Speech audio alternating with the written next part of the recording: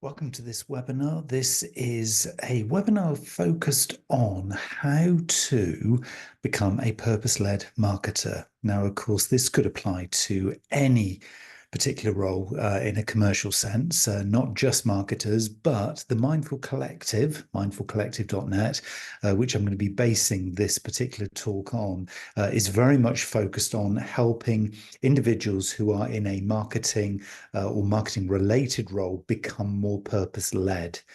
It is a mindful collective, so it is a group of individuals and an ever-increasing community of like-minded people, predominantly marketers, who are exploring, collaborating, learning, and sharing best practice.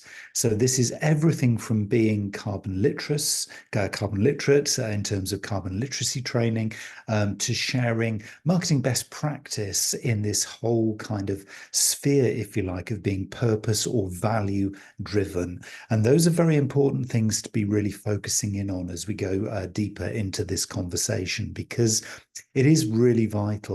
A lot of us have known marketing for many, many years in terms of it being helping people to consume. And that's really why the word consumers has cropped up and has become, very much part of our vocabulary. So talking business to consumer, B2C, for example.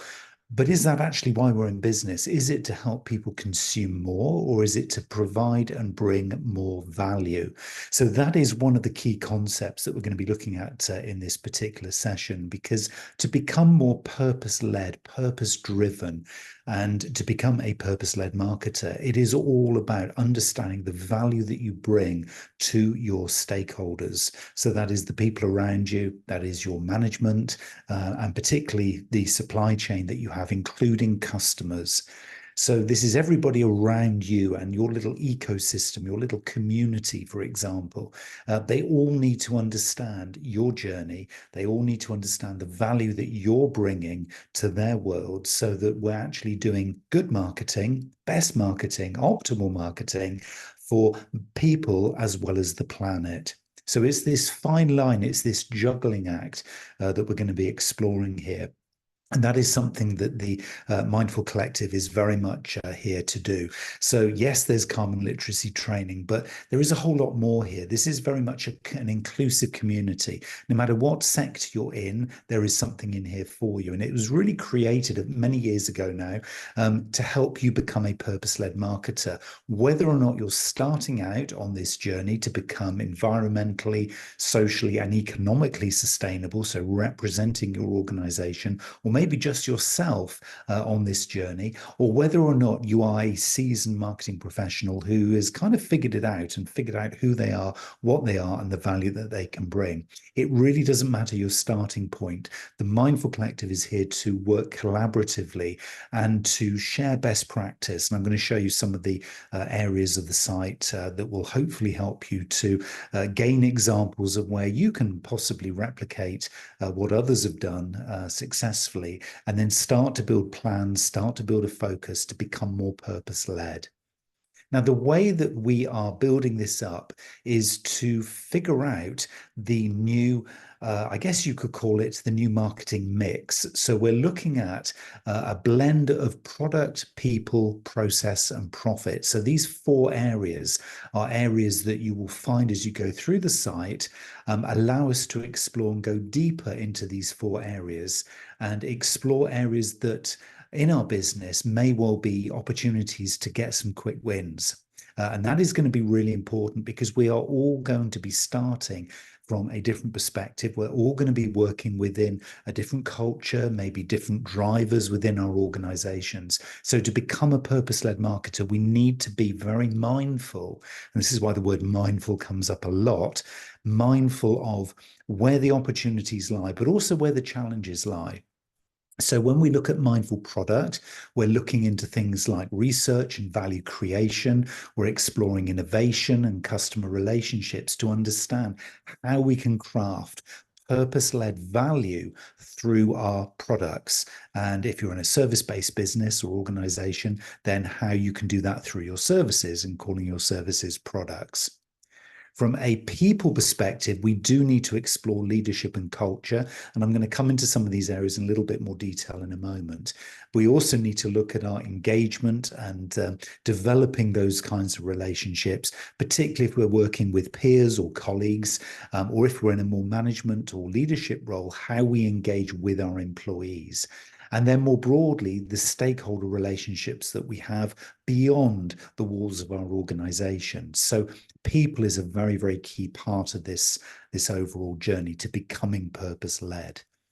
In our mindful processes, we need to be looking probably right the way through our supply chain. So we need to be looking at all of the touch points in our organization and look to create sustainable delivery of the value that I've just been talking about. So when we figure out the value that our products and services bring, how we're going to do that through the people that we engage with, then it's about doing it with super efficiency, so sustainable delivery of value.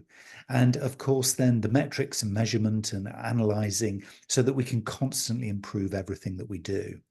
And ultimately to return some mindful profit back into the organization. Now, if you're not in a profit generating organization, it is still about delivering value back so that value can be reinvested in the resources you need to just get better and better and better. So there's some fundamental principles at play here, and that is really the essence, if you like, of the Mindful Collective. Now, you can see from the screen share here, there are a lot of articles available within each of these four streams: the product, the people, the process, the profit. And each of these streams has interviews, articles, and thought leadership, so that you can start to get a grasp on many of the elements that go into making up what we are terming the new marketing mix. And so for me, this is where it becomes really interesting, because there are many different flavors of this. Becoming purpose-led is something that has many different perspectives, many different angles. And so if we are very conscious about all of the different elements that go into making this up, we stand a chance of getting some value created, getting some value collaborated with, getting some value delivered, and then seeing the value come back to us and to everybody around our organization. So some huge opportunities for growth, competitive advantage, and more. But in essence, it's about doing the right thing.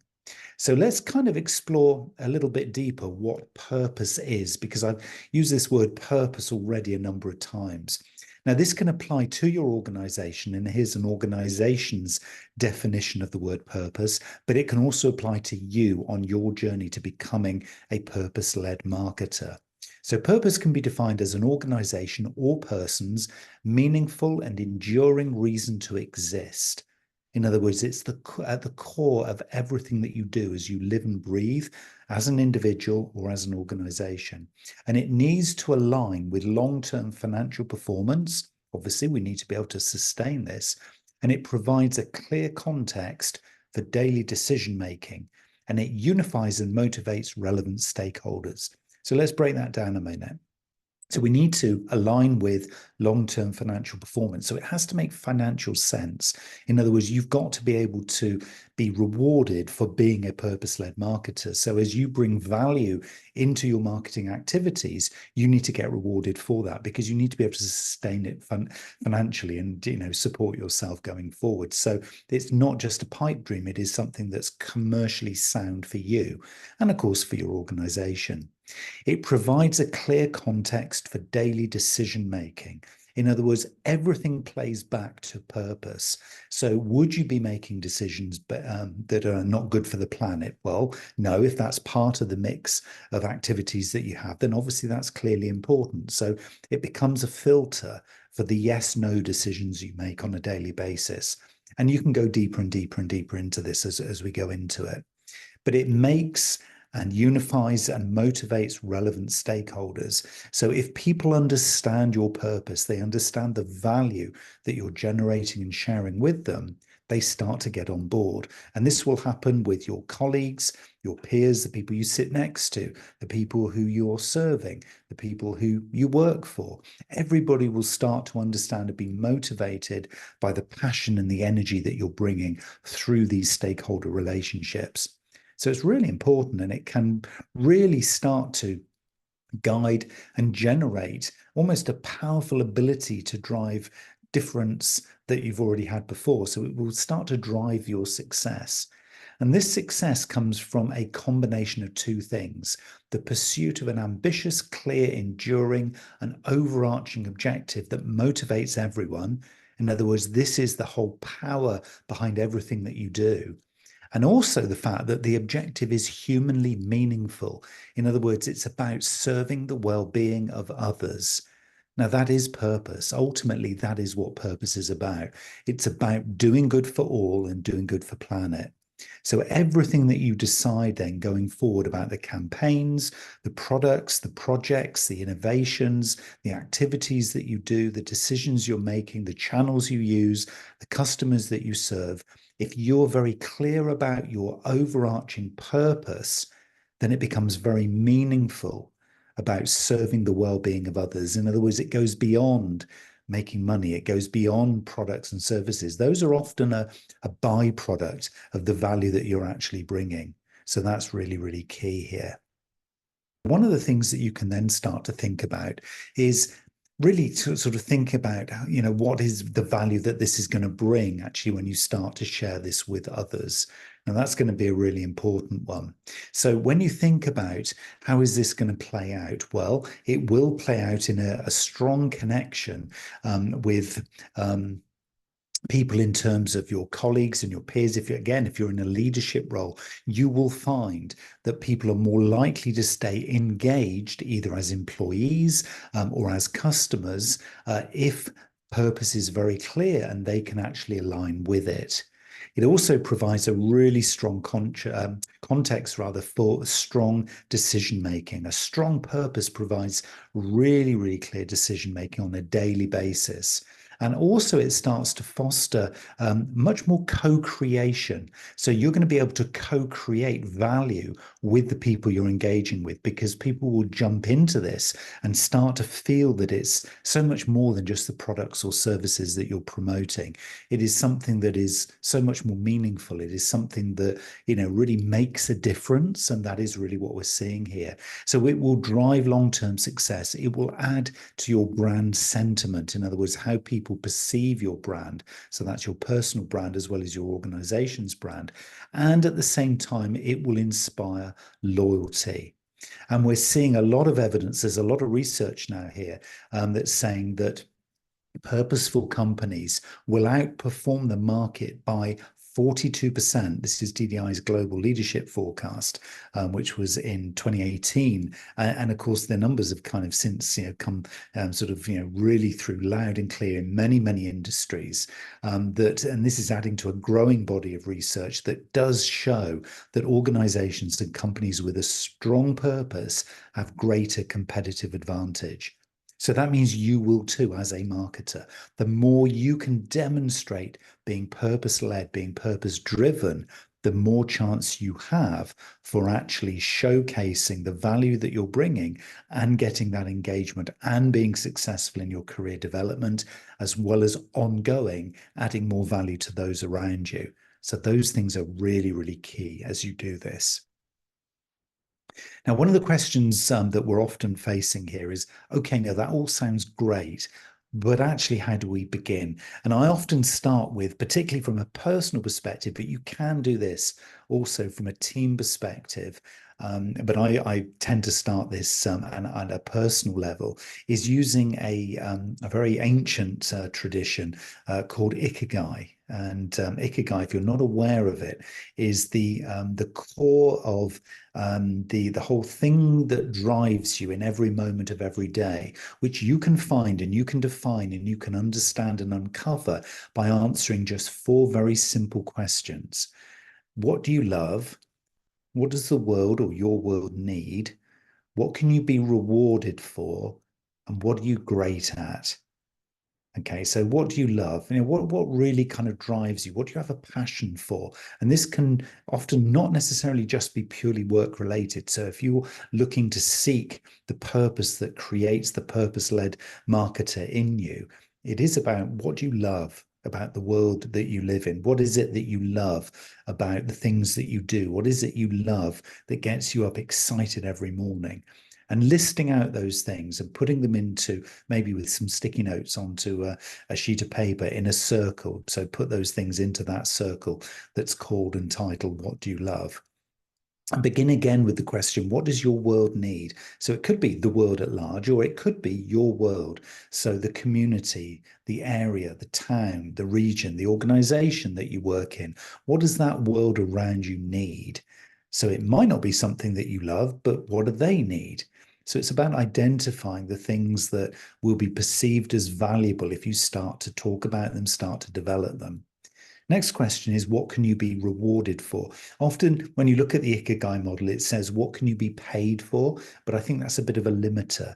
I'd like to see the word rewarded for, because for some of us, it isn't just purely about financial reward. It's not just about being paid. There are other measures of success that we have. Money is important, undoubtedly, but some of us, define success in other ways too. So it's a mixture of reward that you can be rewarded for. And the final of the circles, as you're putting your little sticky notes into these circles, is what are you great at? Not just what are you good at, which again is the way that Ikigai traditionally is sold to you. But I'm thinking, what are you great at? Really be honest and really define and say, okay, of all the things I could do, all the things I, could be, sort of doing and focusing on, what I'm actually really great at. What do people kind of often say? Oh, that was amazing, Neil. Well done. That was really good. Yeah, I really enjoyed that. Or wow, you're so kind of skilled at that. Or wow, that was really, really valuable. If you get feedback from others, then that probably is a good indication of things that you're great at. And then as you start to pull some of these things which just feel intuitively more you than some of the other answers that you're giving, if you start to pull those towards the middle of these four concentric circles, you start to identify things that maybe you love and you're good at, and that's your passion. Maybe you love and the world needs, and that's your mission. Maybe the world needs it and you could be rewarded for it. That's your vocation. Or maybe you're great at it and you could be paid for it, and that would be your profession. But ultimately, if there's something you love that your world needs, you can be rewarded for it and you're great at it, that might migrate to this beautiful cross section at the center of these four concentric circles. And that is your Ikigai. And that often is a great starting point for the purpose that you actually have, because you'll feel it. When you see that Ikigai moment at the center of these circles, you'll start to feel that there is something a little bit special in there that is different to everything else. And it can feel as well as sound and look, and you think it's great and it just feels just right. Then you'll know emotionally, intuitively, and intellectually that that is your purpose. So have a little play with the Ikigai model. It's really, really interesting and fascinating. And then when you get to a point of doing that, then you can start to maybe use something like our model here on the Mindful Collective website, which is basically our Mindful Collective indexing tool, which then takes your purpose-led activities to the next level. Because in the center of the model is your purpose. Okay, this is the kind of the key that you've just identified there from going through your Ikigai. And then you can start to then look outside of that and think, okay, with my purpose in mind, where can I create the most value? What can I listen to my customers in what they say and how they feed things back to me? What could I then, with my customers, begin to co-create? What could I then innovate? Are there things then that we haven't done that we could maybe pivot towards, or, opportunities that we could open up? Because now I understand my purpose and it's driving some value, some ideas that, really, really resonate with our target audience or with our other stakeholders. And then if I can go deep into the research and analysis, maybe we'll create a product or products. And if you're in a service industry, services that would actually really, really create some true value that relates back to our purpose. So there's an interesting dynamic that starts to begin here, which challenges all of the products and services that you might already have. And go up to the next one, which is the people P in our new marketing mix. And think, when you're looking at the purpose that you've already generated, think from your purpose, where's the stakeholder value going to come from? All the people who I engage with, What are the kind of sort of cultural communication values? What are the cultural kind of nuances? What are the ways that we integrate our people and interact with our people? What kind of engagement styles and tone of voice culturally? What kind of organization are we? Because if we can foster even stronger employee engagement, and that is peer to peer, for example, then potentially we're going to be creating more stakeholder value, which plays back to our purpose again.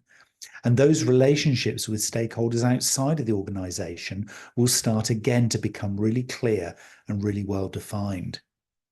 And we can look across then from purpose to value delivery, the third of our four quadrants in the mindful index here. And this is all about process, delivering value that I was talking about before. If we know what our purpose is, we can then start to really hone in on where the most value can be gained and then actually delivered. So sustainable delivery is all about looking at efficiencies in our marketing, in our communications, in our processes, in our systems, in our IT, in our process mapping of everything that we do. And then potentially more broadly across the organization, if we get to a point of real influence because of our stakeholder engagement that came before.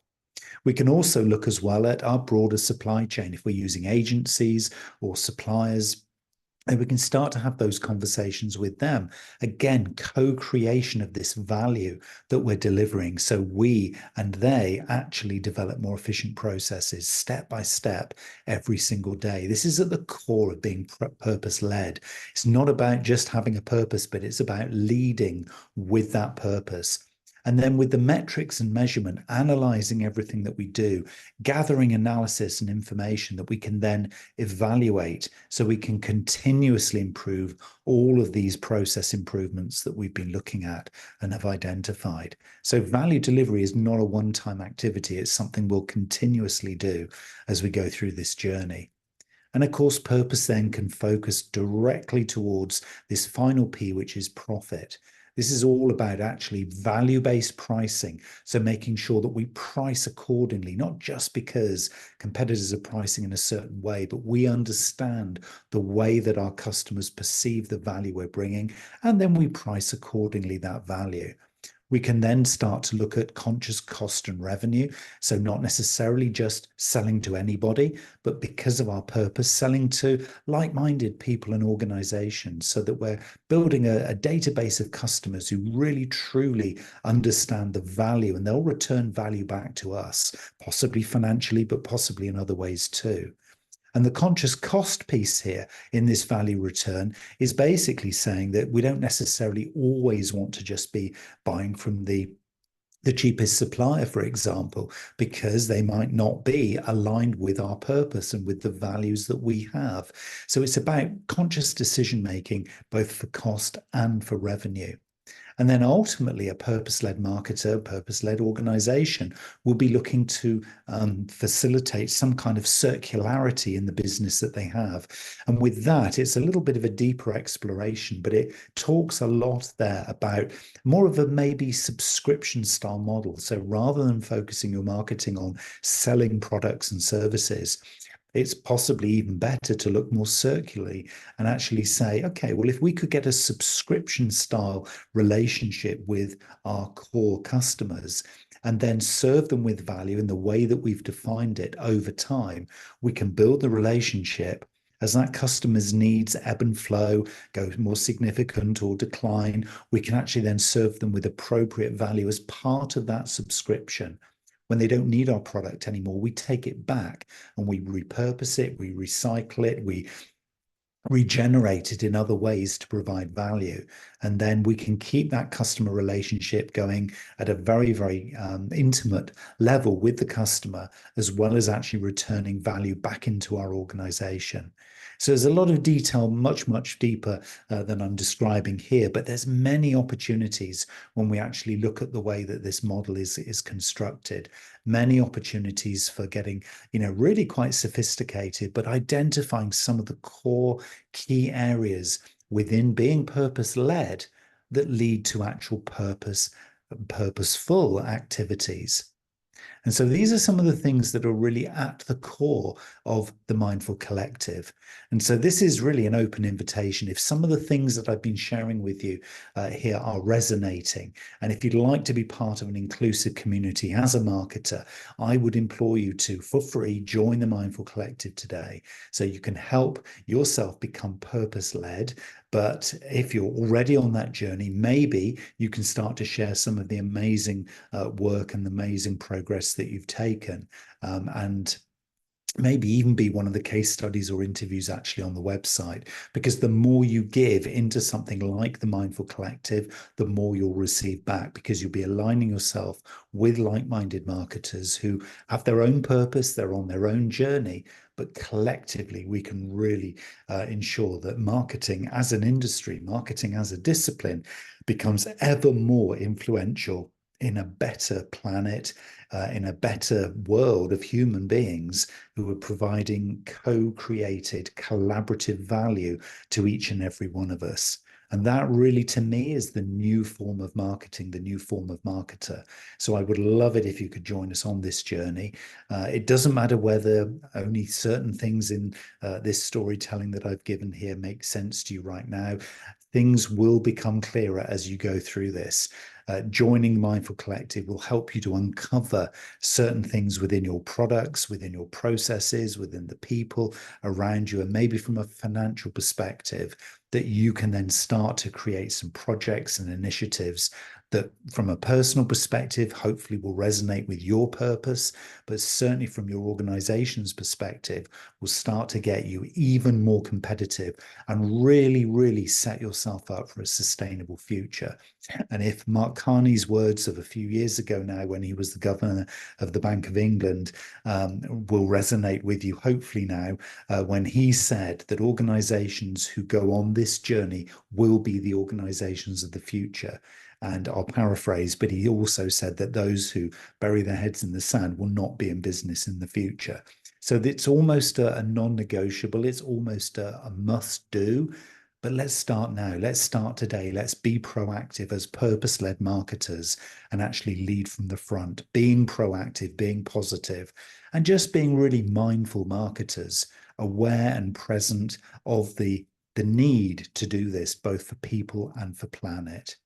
So if you go to mindfulcollective.net, you can sign up for free. You can learn about the Marketing Sustainability Index and go deeper into the tool. The tool actually works with you to enable you to go on the journey to identifying and uncovering where you can get some quick wins. So some of the stuff will be bigger and strategic and longer term, but some of those parts of the journey can be very, very easy to identify and find. And those would be your first steps on the journey. So you're very, very welcome to join us. And I hope you found this helpful and interesting. And I look forward to sharing the journey with you.